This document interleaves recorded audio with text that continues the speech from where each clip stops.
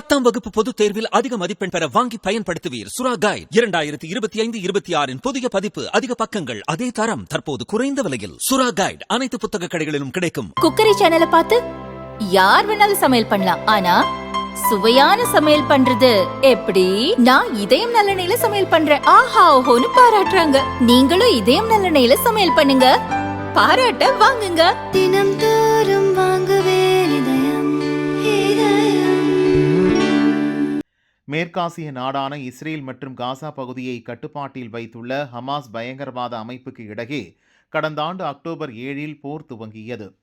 இஸ்ரேலுக்குள் நுழைந்து 1136 பேரை ஹமாஸ் கொலை செய்ததால் இந்த போர் வெடித்தது. காசா, மேற்கு கரை ஆகியவை அடங்கிய பாலஸ்தீனம் மற்றும் இஸ்ரேலுக்கு இடையே இருந்த பிரச்சினை இப்போது இஸ்ரேல் ஹமாஸ் இடையேயான பிரச்சினையாக மாறியுள்ளது. இந்நிலையில் இஸ்ரேல் ஆதரவு நிலைப்பாடு தொடர்பாக பார்லிமெண்டில் எதிர்க்கட்சி சார்பில் கேள்வி எழுப்பப்பட்டிருந்தது. ஐநா பொது சபையில் இஸ்ரேல் காசா போர் தொடர்பான தீர்மானங்களில் இந்தியா ஓட்டெடுப்பில் பங்கேற்காமல் புறக்கணித்தது ஏன் என்று கேட்டிருந்தனர். இந்த கடினமான கேள்விக்கு வெளியுறவு அமைச்சர் ஜெய்சங்கர் பதிலளித்து பேசினார். அவர் கூறியது, இஸ்ரேல் காசா போர் தொடர்பாக ஐநாவில் மொத்தம் 13 தீர்மானங்கள் கொண்டு வரப்பட்டன. 10 தீர்மானங்கள் மீது இந்தியா ஓட்டளித்தது. அதே நேரம் 3 தீர்மானங்களின் ஓட்டெடுப்பில் பங்கேற்காமல் புறக்கணித்தது. இஸ்ரேல் காசா இடையே போர் நிறுத்தம் செய்யப்பட வேண்டும், பேச்சு வாயிலாக தீர்வு காணப்பட வேண்டும் என்பதே இந்தியாவின் நிலைப்பாடு. இந்தியாவும் பயங்கரவாதத்தால் பாதிக்கப்பட்டுள்ளது. இந்த போரின் போது நடந்த பயங்கரவாத தாக்குதல், பிணை கைதிகளை பிடித்துச் செல்வது போன்றவற்றை நாம் எதிர்க்கிறோம். நம் நிலைப்பாட்டுக்கு ஏற்ற வகையில் தீர்மானங்கள் இல்லாததாலேயே அதன் ஓட்டெடுப்பில் பங்கேற்காமல் புறக்கணித்தோம். இஸ்ரேல், பாலஸ்தீனம் என இரு நாடுகள் தீர்வுக்கு நாம் எப்போதும் ஆதரவாக உள்ளோம். அதே நேரத்தில் இது பரஸ்பர பேச்சு வாயிலாக ஏற்பட வேண்டும். பயங்கரவாதத்தை ஏற்க முடியாது. தங்கள் மீது நடக்கும் பயங்கரவாத தாக்குதலுக்கு பதிலடி கொடுக்க நாடுகளுக்கு உரிமை உள்ளது. அந்த வகையில் நாம் இஸ்ரேலுக்கு ஆதரவாக உள்ளோம். இந்தியா, இஸ்ரேல் இடையேயான உறவு நீண்ட வரலாறு கொண்டது. தேசிய பாதுகாப்பு மற்றும் இராணுவம் என நம் நாடுகளுக்கு இடையே வலுவான நட்பு உள்ளது. தேசிய பாதுகாப்பு அச்சுறுத்தல்களை நாம் சந்தித்த போது நமக்கு இஸ்ரேல் உதவியது.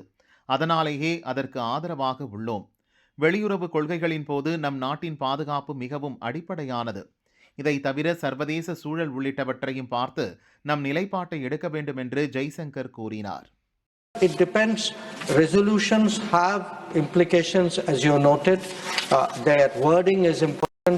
For example, in the resolution which the previous member had referred to, sir, there was no reference to terrorism. There was no reference to hostage taking. So, in our mind, a resolution which does not reflect the entirety of the situation is not a balanced resolution. And a country like India, which is itself a victim of terrorism, if we countenance the fact that terrorism is underplayed and ignored, it is not in our interest that we do so. So when we look at any resolution, we look at the wording, we take a very, very mature view about it. And I want to say, as a matter of principle, we, sir, condemn terrorism, we condemn hostage taking. We do believe countries have a right to respond to these situations, but countries should be mindful of civilian casualties. They must observe humanitarian law, and we would like a ceasefire and an early end to violence. Our position has been very, very clear, but we would like this duly reflected in well-worded resolutions which are balanced. Issue of India's exports, including India's exports of anything which directly or indirectly has any military implications, is guided by our national interest and by our commitments to various regimes. So we are very responsible members of various international regimes, including the Wassenaar Arrangement. Where Israel is concerned, it is a country with which we have a strong record of cooperation in national security.